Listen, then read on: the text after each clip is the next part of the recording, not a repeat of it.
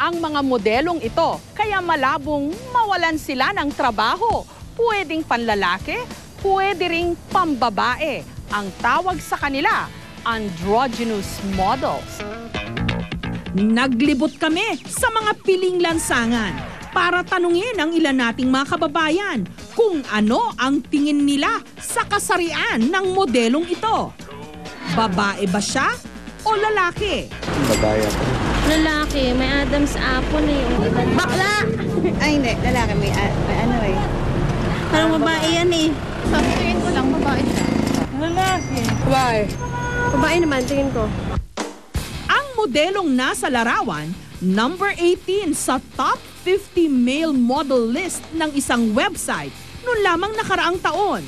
Pero sa FHM magazine naman, number 98 sa 100 sexiest women in the world. Siya ang 20 anyos na Australianong si Andre Pejic. Ang kinikilala ngayon sa buong mundo bilang pinakasikat na androgynous model o yung modelong parehong may mga pisikal na katangian ng lalaki at babae. Kaya maski anong produkto, panlalaki man o pambabae, pwede niyang irampa. Gusto nilang mag-experiment, malinaw na sa kanila, alam nila lalaki, babae, bakla, tomboy, hindi nagmamatter sa kanila. Mabilis na natatanggap, although meron mga discrimination kasi ibang itsura mo, ibang pananaw mo, ibang ang preference mo, malaya nilang naipapakita at naipapahayag o na-express yung pananaw nila. Sa Indonesia, sikat na sikat din ang androgynous model na si Darrell. Isang taon na raw siyang rumarampa bilang babae o lalaki. Dahil balingkinita ng kanyang pangangatawan, papasa talaga siyang babaeng modelo. It's just a job. It's just acting that you're being female. It's not happen every day. Sa laki raw ng kita ni Darrell bilang androgynous model, ito raw ang ipinantutustos niya ng pag-aaral sa kursong Petroleum Engineering. I won't change myself to be a girl because of that. I have a style, I have an androgynous look, so yeah, like that. But I am a man. Hindi raw nagkataon lang ang pagkakaroon ng isang lalaki ng mga katangian ng isang babae at vice versa. Ang pagiging androgynous mula sa salitang Greek na aner, ibig sabihin lalaki, at gyn, na ibig sabihin naman babae. Hindi raw talaga pangkaraniwan. Ang pinakamalaking factor dyan is the play of hormones. Nagkaroon ng diferensya. So, anong magiging punot dulo doon sa pagiging babae o pagiging lalaki? Nagkakaroon ka ng hormonal imbalance. Yung hormones mo sa pagiging babae o hormones mo ng pagiging lalaki, kung ano yung magiging dominante na mas marami, yun ang magi-influence sa physical na kaanyuan mo.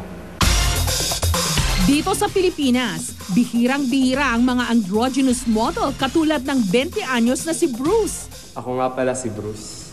Kahit tunog macho ang kanyang pangalan, pagdating sa rampahan, ang Bruce kong si Bruce nagiging mahinhin. Skinny male model si Bruce o yung modelong halos patpati ng katawan. Hanggang may nakapansin daw na may aura o tindig din siya. Iisipin mong isa siyang babae. Aksidente yung sa pagiging babae kasi. Tarang na ano kasi nila yung androgynous na look ko nun. Yung first na shoot ko para sa dyaryo, na yun yung long hair ako na shaved yung kalahati. Nakita nila dun sa picture na parang ano to pwede tong magmukhang babae pag pinamukha talagang babae.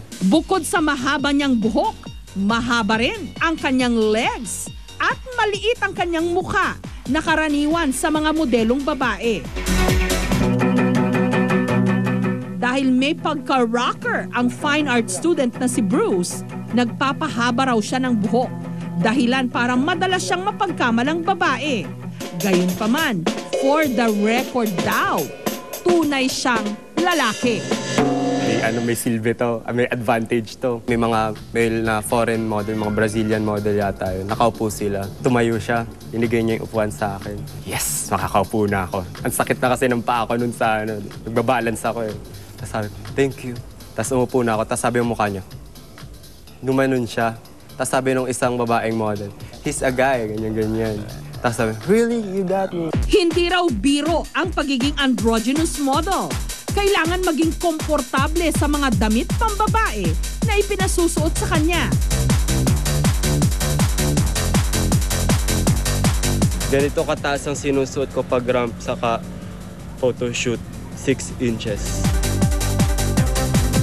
Nagkakakalyo na rin daw ang kanyang mga paa sa pagsusuot ng matataas na takong. Nagpaturo na rin daw siya sa mga kaibigan niyang babaeng mga modelo ng tamang pagkilos. Pati na kay 2010 Ford Supermodel of the World na si Danica Magpantay. Dahil freelance model pa lang si Bruce at hindi pa minamanage ng modeling agency, medyo mababa pa lang daw ang kanyang talent fee. Kada project, kumikita siya ng 5,000 pesos. Ngunit dahil bihira pa lang ang androgynous model dito sa Pilipinas, hindi raw siya nawawalan ng racket. Lahat nakasalala yan sa stylist o saka sa photographer. Depende kung sino nilang kunin na model ay saka designer pala. Kasi sila naman yung pumipili. Kung gusto nilang babae, ganito. Kung gusto nila ng androgynous, edi ito, ganun sila eh. Tight sila. Kumbaga, hindi ko kinakalaban yung mga babaeng model. Pero ang ibang lalaki na kinakikitaan ng mga katangiang pambabae, parang sumpa ang turing dito. Katulad ng 19 anyos na si RV. Sa ganda ng kanyang mga mata at hugis ng mukha, madalas daw siyang mapagkamalang bebot o hindi kaya naman tinutuksong bading. Parang ang pangit. Ay, hindi ko gusto na tawagin akong mukhang babae. Pero kung may nagsasabi ng ganun, parang okay lang. Okay ko lang. Kasi ayoko namang, bakit ka ganyan? Ayoko nang away, di ba? Kasi pangis pa. Okay, sige. Para maiwasan ang kantsaw, madalas daw niyang pinaiiksian ang kanyang buhok. Transgender ang kapatid ni RV. Kapag sila'y nagtabi, aminado itong mas maganda sa kanya, si RV. Bata pa kami, talagang mukha talaga siyang babae. Sabi ko sa kanya na, uy, huwag mo akong gagayahin na kasi gusto kong maging lalaki kasi gwapo mo tapos kung magiging babae, mas maganda ka pa sa akin. Nabalitaan ni RV ang racket ng mga androgynous model. Naintriga siya, kaya sinubukang mag-ayos bilang babae.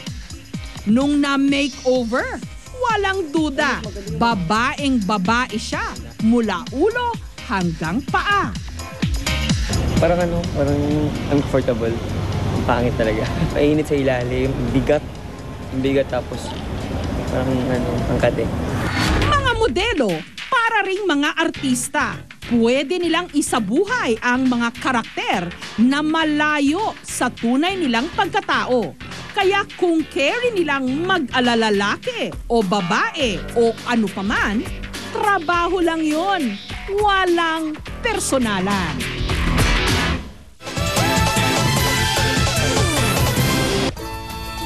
Susunod, ang potensyal na dala ng ligaw na prutas ng Dolores, Quezon.